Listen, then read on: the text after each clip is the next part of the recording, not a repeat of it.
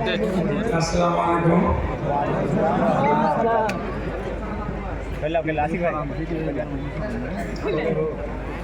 कहते हैं बड़े पंडित मौलाना के बहुत सारे विचारों के बाद मेरे लिए कुछ बचता नहीं।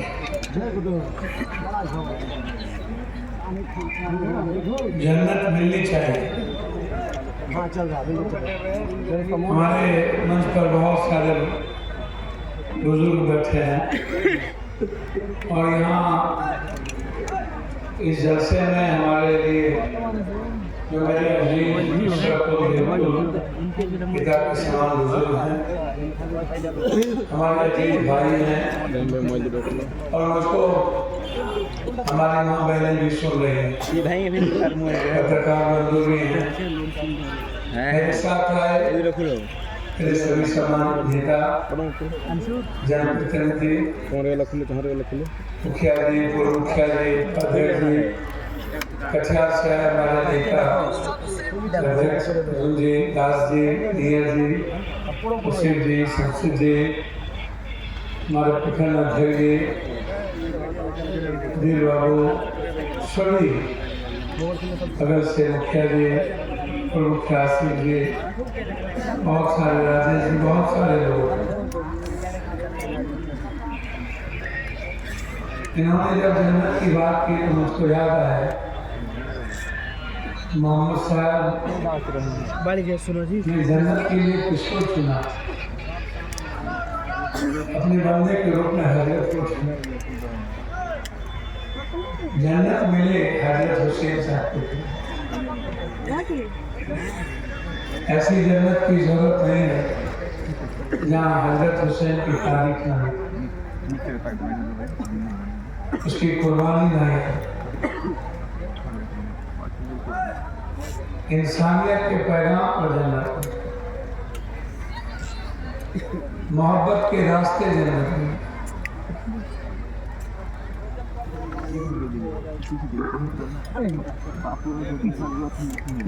संपूर्ण मानव कल्याण के भाव से जन्नत में। अल्लाह के द्वारा, ईश्वर के द्वारा बनाए हुए जो ये रचना है उसकी खूबसूरती पर जन्नत, इंसानियत के मुस्कुराहट के रास्ते से जन्नत। ऐसी जन्नत क्या मतलब होता है जहाँ से 500 का रास्ते हो।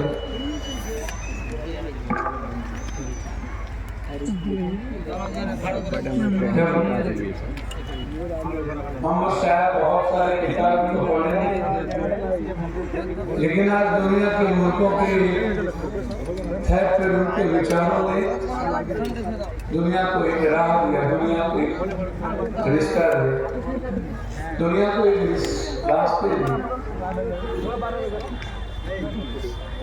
इंसानियत का, मिल्लत का, ज़कात का, नमाज का, दस्तरखान का, एक साथ चलने का।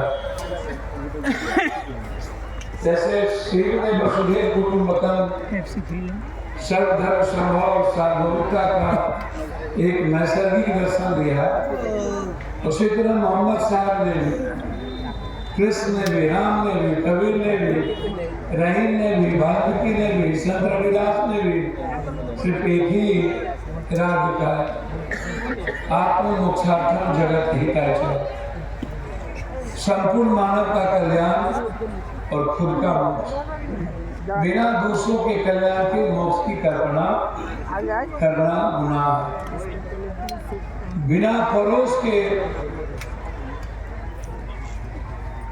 कल्याण के, बिना यतीम के कल्याण के, गरीबों के रास्ते मोक्ष की कल्पना, जन्नत की कल्पना, ये सही नहीं है। आप यदि जन्नत में जाना चाहते हैं तो आपको यह महसूस कर लेना पड़ेगा कि जो आपके 5 वक्त नमाज है ना, ये जो दुआ आप करते हैं अल्लाह ताला के नजदीक जाने के लिए कीजिए। आप उससे कुछ मांगे नहीं, उन्होंने आपको सब कुछ दे दिया है। इंसान बना, मानव बना। अल्लाह आपके साथ नहीं होते तो आप इतने खूबसूरत बच्चे अल्लाह के बेटे के रूप में आप आज मानव के रूप में होते ही नहीं। इसीलिए अल्लाह ने, ईश्वर ने आपको अपने लिए बनाया,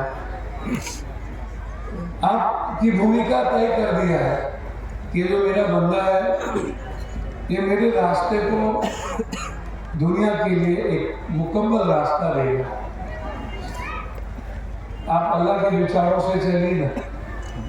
जब मोहम्मद साहब की एक छोटी सी विचार पूरी दुनिया को अपनी ओर मजबूर कर दिया, उस विचारों को के साथ जीने पर, फिर आप मुसलमान बन के सिर्फ क्या कीजिएगा? मुझको क्या लगता है, मैं मुसलमान नहीं हूँ, लेकिन मेरे खूनों में, नसों में संपूर्ण विचारधारा अल्लाह का, ईश्वर का कंप्लीट रूप से पल पल में जीता हूँ उनके रास्ते, उनके कभी भी सच्चाई के रास्ते के अलावा दूसरी बात नहीं करता।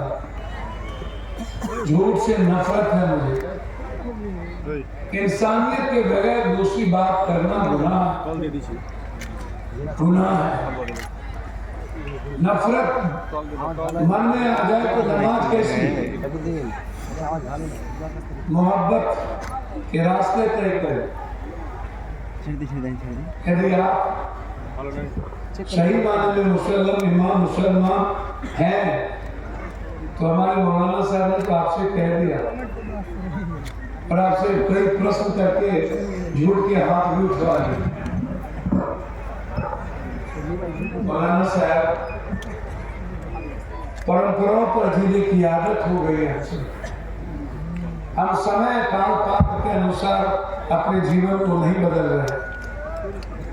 आज पूरी दुनिया कैसे जी रही है, पूरी दुनिया कहाँ जा रहा है, पूरी दुनिया क्या चाहती है,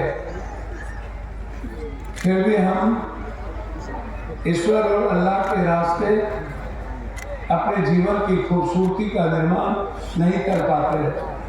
एक नेक इंसान यदि मोहम्मद साहब ने हजरत को चुना तो राम ने हनुमान को चुना। राम ने सबरी का जूठा खाकर मानवता को रास्ता दिया। राम ने मल्लाहों के उस नाव पर बैठकर मोहब्बत के रास्ते दिए। राम ने खूबसूरत वाल्मीकि को अपने जीवन में तराशने के रास्ते दिए। कृष्ण ने अर्जुन को चुना। कृष्ण ने सुदामा को अपने रास्ते आने पर मजबूर कर दिया। बुद्ध ने अशोक को अपने रास्ते आने पर मजबूर कर दिया। अशोक वैसे सिकंदर नहीं बना। इसीलिए आप इस बात का बिल्कुल ख्याल रखिए। इन्होंने एक बात आपको कह दी कि आपको वर्तमान में जीना होगा। हम बड़ी बड़ी लड़ाई इस देश में बहुत सारे विचारों के खिलाफ हम लड़ रहे हैं। हजरत हमेशा मोहम्मद साहब दूसरों के विचारों का सम्मान करते थे। मोहम्मद साहब दूसरों के धर्मों का सम्मान करते थे। मोहम्मद साहब खुद से ज्यादा दूसरों के समाज और समूह का सम्मान करते थे। हम लोग अपनी बात करते। जिस दिन मुसलमान मोहम्मद साहब के रास्ते दूसरों के विचारों का सम्मान श्रेष्ठ करके मानने लगे, उसी दिन मोहम्मद साहब की जो ये इस्लाम है ना, ये जहाँ आप लोगों के और हम लोगों के कारण रुका है, दुनिया की ओर बढ़ जाए, इसका ख्याल रखिए। इस्लाम ने बहुत नया चीज दिया। जैसे बुद्ध ने क्या कहा था, अपो विपो भव, हमारे भीतर का यजीद, हमारे भीतर का रावण, हमारे भीतर का कंस, हमारे भीतर का अहंकार, हमारे भीतर का नफरत, इसको जलाकर, इस अंधकार को मिटाकर एक नूतन प्रकाश करना, हजरत का जन्म और फिर एक अच्छे इंसान से मोहम्मद के रास्ते को आगे बढ़ा, उसके पैगाम को जन जन तक पहुंचाना, खुद के एक खूबसूरत इंसान के रूप में निर्माण। बगैर एक अच्छे इंसान के आप इस्लाम के रास्ते नहीं चल सकते, आप किसी भी अच्छे रास्ते को चयन नहीं कर सकते। इसीलिए हम सबको ये मान के चलना होगा कि आप जैसे छोटी सी घटना मैं बता रहा हूँ इजराइल और हमास की, क्या ये जिम्मेदारी पूरी दुनिया के मुल्कों की नहीं है कि जब कोई जुल्म हो तो उसके खिलाफ एक आवाज उठनी चाहिए। मोहब्बत के रास्ते, हम नफरत का रास्ता का चयन की बात नहीं करते, हम जुल्म के खिलाफ जुल्म की बेइंतहा से नहीं लड़ना चाहते, लेकिन जुल्म के खिलाफ लड़ने की, कुर्बानी देने की हिम्मत होनी चाहिए ना। पूरी दुनिया आज मौन है, इसी को कहा जाता है वक्त और वर्तमान। क्या कारण है? हो सकता है मुझसे भूल हुई, लेकिन आज दुनिया की सारी ताकतें, चाहे रूस हो, चाहे चाइना हो, चाहे भारत हो, चाहे कोई भी डेवलप कंट्री हो, अरब हो, कुछ दिन पहले सिया सुन्नी में ये लोग फंस गए।